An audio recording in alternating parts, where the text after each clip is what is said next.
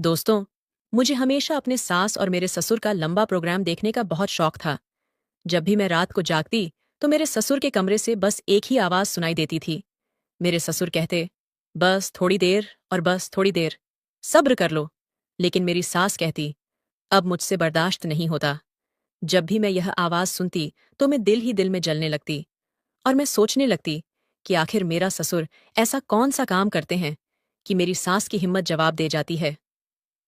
एक रात मैंने यही रात जानने के लिए अपने ससुर के कमरे में चुपके से झांक लिया, लेकिन उस रात ने मेरे होश उड़ा दिए, क्योंकि मेरे ससुर ने मेरी सास से, और यह सब मैं इस कहानी में बताने वाली हूँ। नमस्ते दोस्तों, आज की इस कहानी में आपका स्वागत है दोस्तों। मेरा नाम काव्या है और मैं एक छोटे से गांव में रहती हूँ।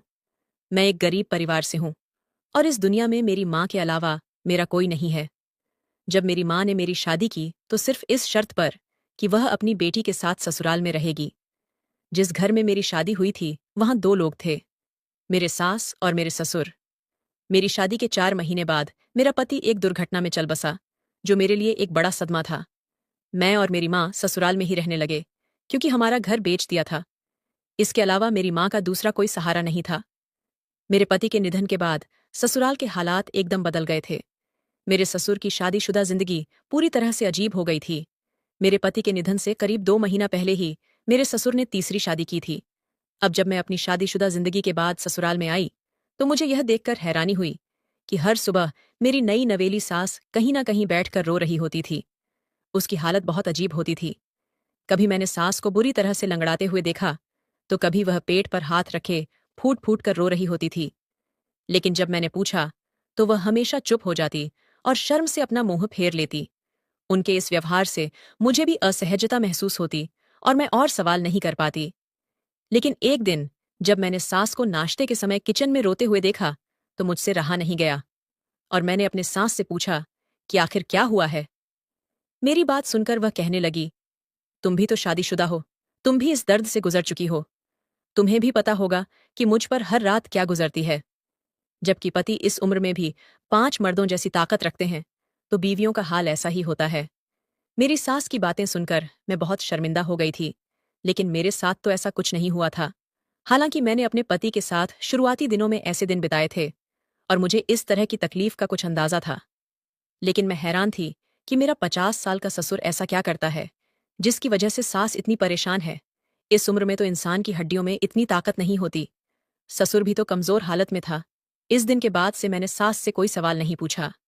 15 दिनों तक मैं खामोशी से उनकी हालत देखती रही और दिल ही दिल में अपने ससुर की ताकत पर हैरान होती रही। मेरी शादी को ज्यादा समय नहीं हुआ था और मेरा पति हफ्ते में 2 बार भी मेरे करीब आता था, लेकिन उसके बाद वह बहुत थकान का महसूस करता था। हालांकि मेरा पति 20 साल का जवान लड़का था, जबकि ससुर तो रोज रोज ही सास को परेशान करता था। हर सुबह सास भीगे बालों और लाल चेहरे के साथ कमरे से निकलती और मुश्किल से घर के कामों को निपटाती। मैं और मेरी माँ हर रोज सास को तकलीफ में देखते थे, लेकिन हम कुछ नहीं कर सकते थे। कभी कभी तो मुझे लगता कि सास झूठ बोलती है। ससुर इतनी उम्र में रोज रोज यह सब कैसे कर सकते हैं। फिर एक रात जब मुझे नींद नहीं आई और मैं अपने कमरे से बाहर निकली, तो बिना किसी इरादे के मैं ससुर के कमरे के दरवाजे तक पहुंच गई।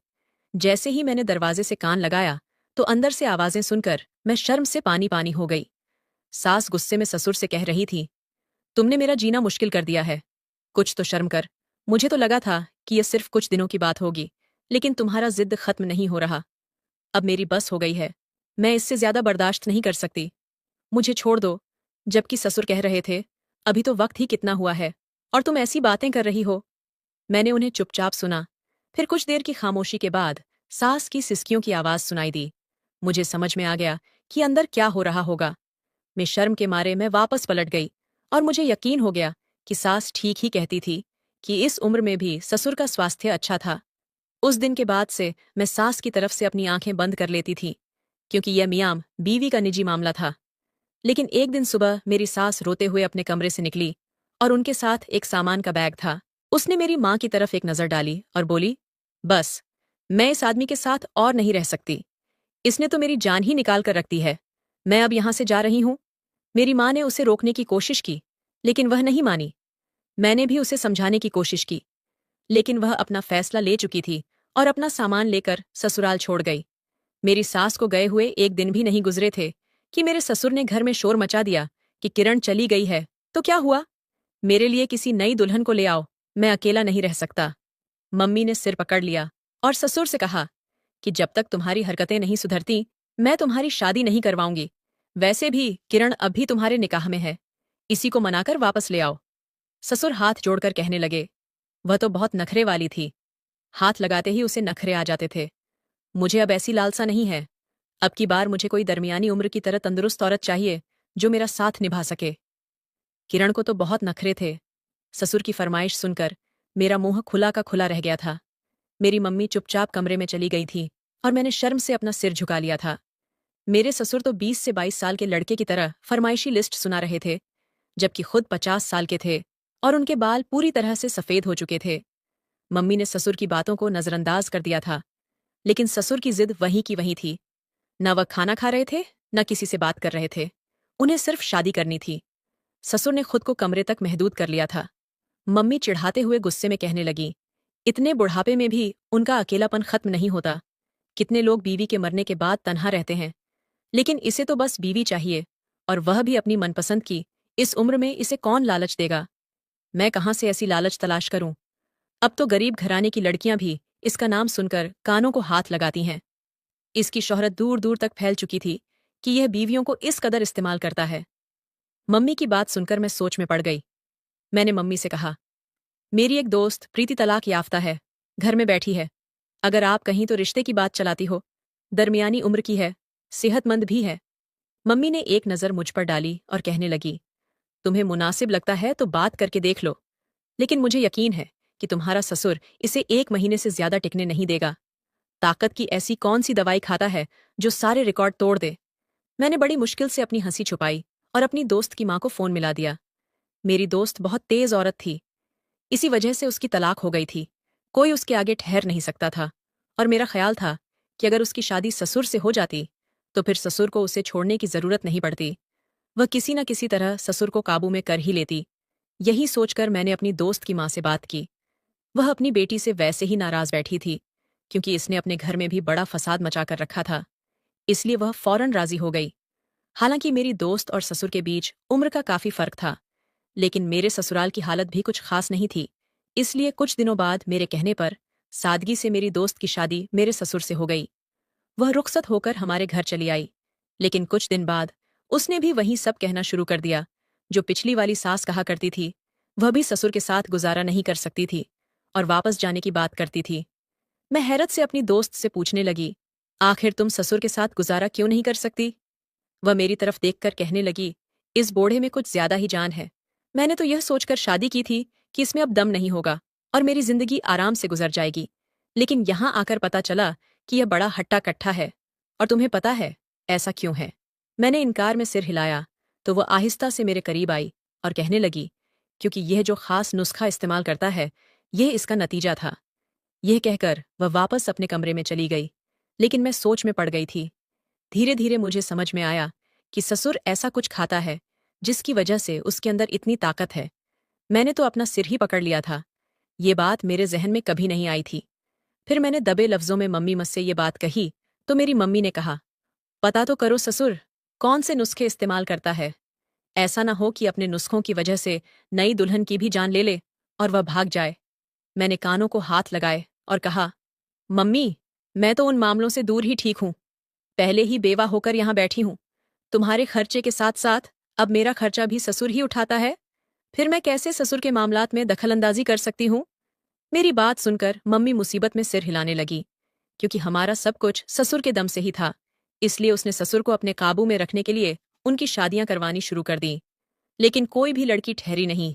जो भी आती कुछ दिनों बाद खामोशी से घर छोड़कर चली जाती और ससुर फिर शादी के लिए जिद करते। अब समझ आ रहा था कि लड़कियां क्यों चली जाती थीं। मेरी एक दोस्त भी मुश्किल से 2 महीना ही टिक पाई, और फिर एक दिन वह चुपचाप अपना सामान बांधकर ससुर से तलाक ले लेकर चली गई। उसके जाने पर ससुर बहुत अफसोस में थे और रोते हुए कहने लगे, मेरी किस्मत में बीवी का सुख ही नहीं लिखा है, जबकि मैं अपना आखिरी वक्त तन्हा नहीं गुजारना चाहता। ससुर की हालत बहुत खराब हो गई थी। सास के जाने का उन्हें बहुत सदमा था। वे मम्मी से कहते, मैं अब कभी शादी नहीं करूंगा। यह सुनकर मेरी मम्मी को सुकून मिल गया था, लेकिन ससुर ने फिर वही बात की। लेकिन अकेला भी नहीं रह सकता। वह सारी रात घर में इधर उधर चहलकदमी करते और सारा दिन परेशान नजर आते। उन्हें तन्हाई बिल्कुल बर्दाश्त नहीं थी, और इस बात का मुझे भी अच्छी तरह अंदाजा था। फिर मम्मी ने ससुर के लिए लड़की तलाश करना शुरू किया। एक रिश्ते वाली से बात की तो रिश्ते वाली ने बड़ी अजीब सी बात कही। तुम अपनी बेवा बेटी की शादी इससे क्यों नहीं करवा देती? घर की बात घर में रह जाएगी और तुम्हारी बेटी भी बस जाएगी रिश्ते वाली की। ये बात सुनकर मेरी मम्मी उछल पड़ी और कहने लगी, तुम इस तरह की बात कर रही हो? मेरी बच्ची सिर्फ 20 साल की है और इसका ससुर 50 साल का है।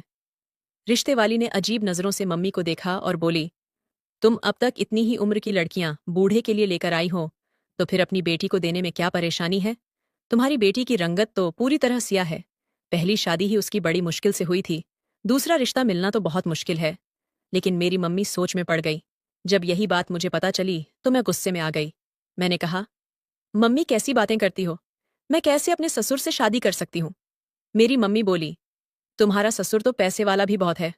मम्मी भी मेरे कम उम्र में विधवा होने को लेकर परेशान थी, और फिर मेरी शक्ल सूरत और कदक भी ऐसा था कि दूसरा रिश्ता मिलना मुश्किल था। मम्मी की बात सुनकर मैं सोच में पड़ गई। जिस रात मैंने अपने ससुर के कमरे से सास की आवाजें सुनी, मैं खुद सारी रात बेचैन रही थी। मेरा भी दिल चाहता था कि मेरी जिंदगी में फिर से कोई शख्स शामिल हो जाए। बहुत सोचने और समझने के बाद मैंने ससुर से शादी करने का फैसला कर लिया। जब ससुर को यह बात पता चली तो वह खुशी से पागल हो गए और कहने लगे, इससे अच्छा और क्या हो सकता है? यह तो मुझे कभी छोड़कर भी नहीं जाएगी। मम्मी ने सादगी से निकाह का इंतजाम किया। एक दो पड़ोसियों को यह बात पता चली तो हर कोई हैरान रह गया। सब जानते थे कि वह मेरा ससुर है, लेकिन फिर भी यह रिश्ता बहुत ही अजीब और गरीब था। मैंने अब तक जिस आदमी को ससुर कहा था, अब वह मेरे पति बन गए थे। फिर जब मैं उनके कमरे में पहुंची तो मुझे एक अजीब सा खौफ सताने लगा था। मैं सोच रही थी कि नहीं पता ससुर जी में कितनी ताकत होगी, और वह पहली रात क्या करेंगे? मैं उन्हें कैसे सहन करूंगी? कुछ समय बाद ससुर जी कमरे में आए और अलमारी से एक लिफाफा निकालकर एक कोने में बैठ गए। ये देख मैंने उठकर ससुर जी के पास जाकर पूछा, आप क्या कर रहे हैं? तो उन्होंने कहा, भुने हुए चने हैं, मैं उनका इस्तेमाल करता हूं। ससुर जी की यह बात सुनकर मुझे तुरंत सास की बात याद आई, जिसमें उन्होंने बताया था कि वे देसी नुस्खे इस्तेमाल करती हैं। मैंने तुरंत ससुर से वह चना वाला लिफाफा छीन लिया और कहा, आपको यह खाने की जरूरत नहीं है। ससुर नाराज हो गए। उन्होंने लिफाफा मेरे हाथ से लिया और बोले, मैं बूढ़ा हो रहा हूं, मुझे अपनी देखभाल खुद करनी है। फिर उन्होंने चनों में थोड़ी सी मिश्री और मलाई डाली और उस मिश्रण को दूध के गिलास में डालकर मुझे दिखाया। देखते ही देखते उन्होंने वह दूध का गिलास पी लिया। मुझे बहुत घबराहट हुई। ऐसा लग रहा था कि अब मैं भी सास की तरह ससुर के सामने टिक नहीं पाऊंगी। लेकिन कुछ देर बाद मेरी हैरानी की कोई सीमा नहीं रही, जब ससुर ने मुझे बड़ी मोहब्बत से हाथ थामा और कहा, तुम थक गई होगी, आराम कर लो।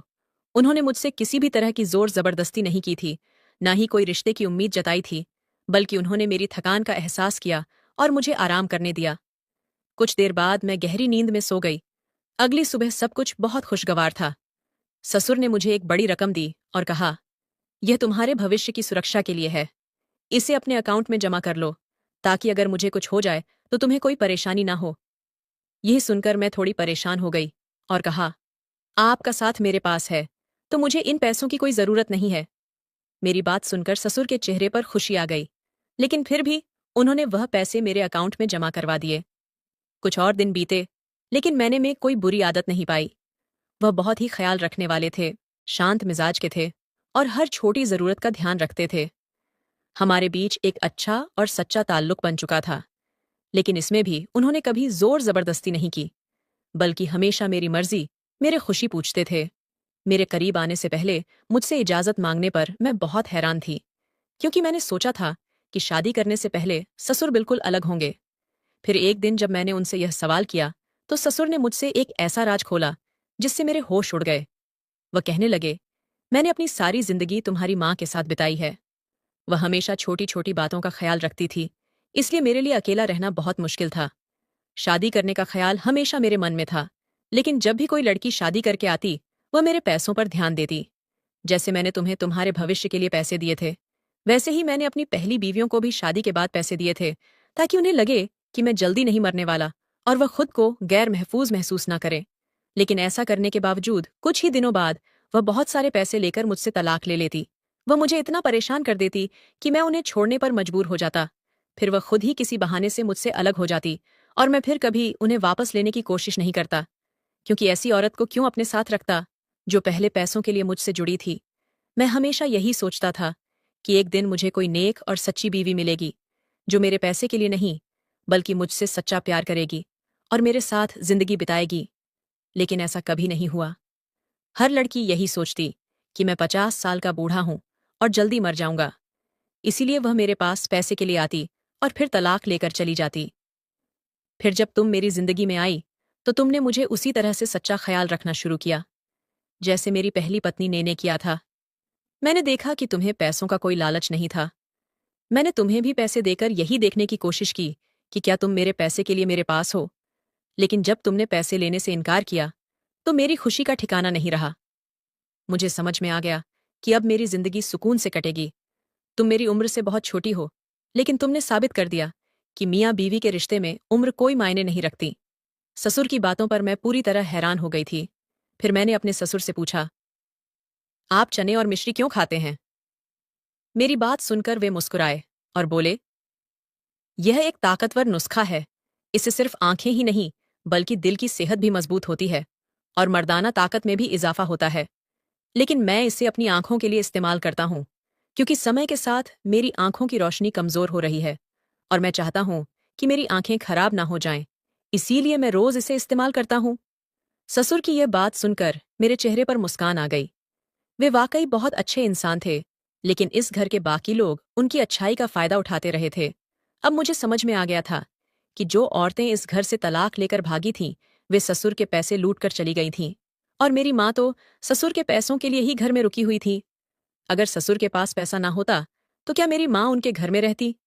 अब मुझे समझ में आ गया था कि यह दुनिया पैसे के पीछे भागती है और जब पैसा मिल जाता है तो रिश्तों की कोई अहमियत नहीं रहती। लेकिन मेरे ससुर ने मुझे एक पत्नी के तौर पर जो मोहब्बत दी थी, उसे मैं कभी छोड़ने का सोच भी नहीं सकती थी। आज मैं अपने 50 साल के पति के साथ एक खुशहाल जिंदगी बिता रही हूं और पूरी तरह खुश हूं। यकीनन अगर इस दौर में एक अच्छा हमसफर मिल जाए तो इससे बड़ी कोई बात नहीं हो सकती। उम्र के फर्क का असर सिर्फ आपके दिमाग पर होता है। अगर इंसान तंदुरुस्त और ताकतवर हो तो वह आसानी से एक दूसरे की तमाम जरूरतों को पूरा कर सकते हैं। लेकिन हमारे समाज में पैसा ही सबसे अहम माना जाता है। अगर पैसे का साथ हो तो रिश्तों की भी कदर होती है। अगर इंसान सादा जिंदगी जीता हो तो वह हमेशा खुद से ही जूझता रहता है। तो दोस्तों, आपको यह कहानी कैसी लगी? कमेंट करके जरूर बताएं। अगर आपको यह कहानी पसंद आई हो तो इसे लाइक करें और अपने दोस्तों के साथ शेयर करें। आगे भी ऐसी ही रोमांचक कहानियों के लिए हमारे चैनल को सब्सक्राइब करें और बेल आइकन दबाना न भूलें ताकि आप हमारी कोई भी कहानी मिस ना करें। धन्यवाद।